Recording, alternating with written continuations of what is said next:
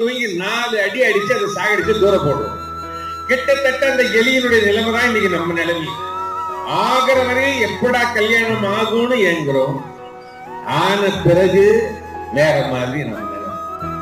இத வேற உதாரணம் சொன்னா இன்னும் உதாரணம் நல்லா இருக்கும். கல்யாணம் என்பது என்ன அப்படின்னு கேட்ட கவிஞன் ஒருவன் சொன்னான், கல்யாணம் என்பது ஒரு அழகிய கனவு, அதை கலைக்கிற அலாரம் தான் கல்யாணம் அப்படின்னு. அழகான கனவை கலைக்கிற அலாரம் தான் கல்யாணமா.